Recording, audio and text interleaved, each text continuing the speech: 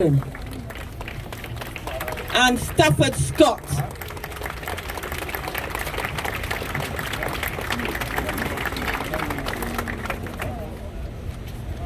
Greetings.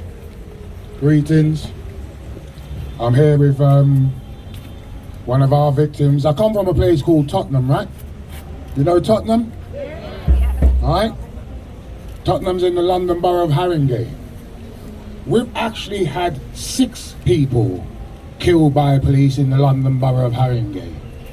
From the day that they killed Cynthia Jarrett in 1985, Joy Gardner 1991, Roger Sylvester 1999. This is Carole Duggan. They murdered her nephew 2011. They came back and they murdered Jermaine Baker 2015. And the name I don't hear no one saying, the name is Lamont Roper.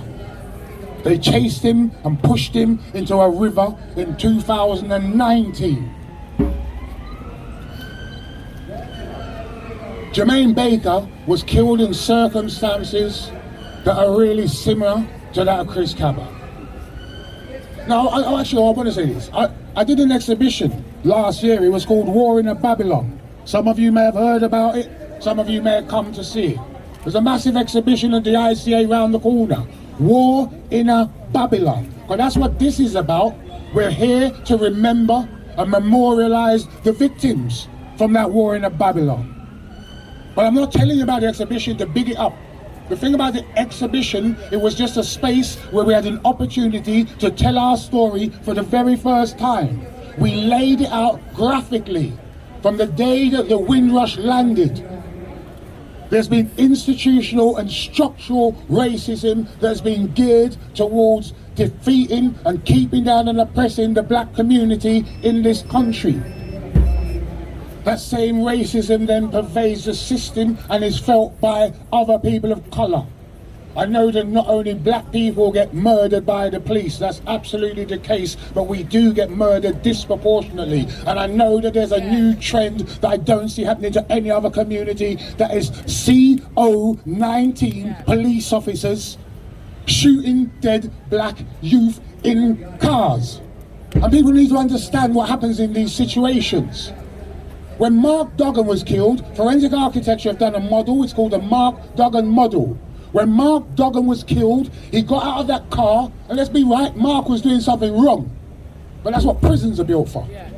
He got out of that car, and in 1.5 seconds, they'd murdered him. He didn't know what happened. I heard Jefferson say about the fear that his cousin would have gone through, but this thing happening so fast, they don't even know what's happening. 1.5 seconds gone.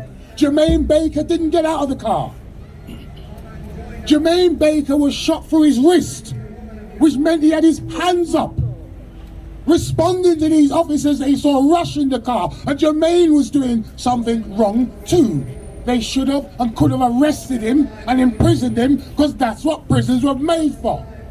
But they murdered him. They shot him through his wrist, into his chest. And I'm glad the family's not here, Jefferson, because I need you all to understand. Right now, they're telling about homicide investigation. Well, in the case of Jermaine Baker, there was a homicide investigation. The IPCC, when they saw what this copper did, wanted him charged. And the IPCC were toothless. The IOPC, the predecessor who came after them, wanted the murderer charged. And they're toothless.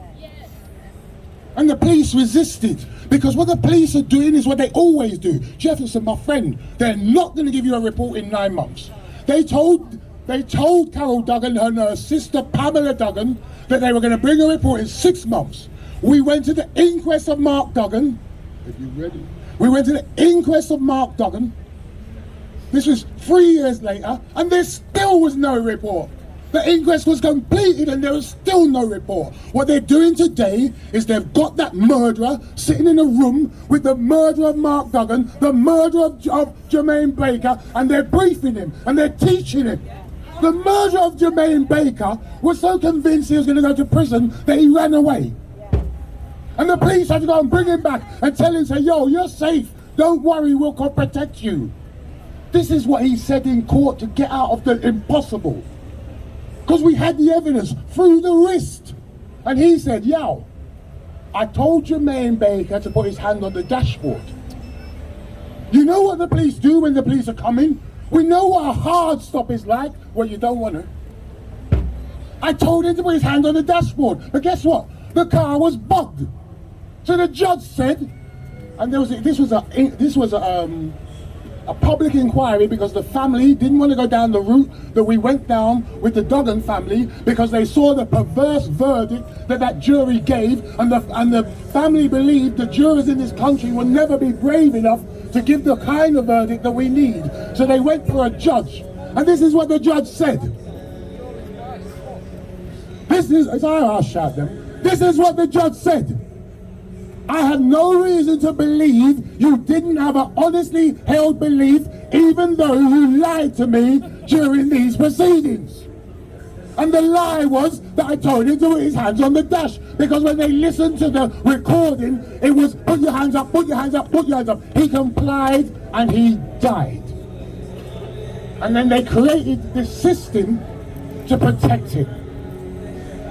So we say in the case of Chris Cabba, who we do not believe was doing anything wrong apart from being a black man in a vehicle at the wrong time when these bastards was on the road, we say this to your family. What's happened to you is terrible. There are families like the family of Mark Duggan here who want to support you and help you. Margaret Smith, who is hurting Jermaine Baker's mum, they want to support you and hurt and help you. But we must always remember all of those who went before, because all of those who went before are helping to build the potential for justice. The murder of Mark Duggan, the campaign that happened afterwards, the riots that happened after that are the reasons why these bastards are now wearing the cameras. But let's not believe that that alone is enough to hold them to account. As a community, we can't wait for people to die to come out and take to the streets. And that's our problem. We only come out when it's emotive. We have to build, we have to build, and we have to build. So today I come to give support and to salute those who organise this event. Marcia, I come for the mic. I want to give you the maximum support. Maximum love, and next time everyone come, bring someone. Everyone come, bring someone. No justice, no peace.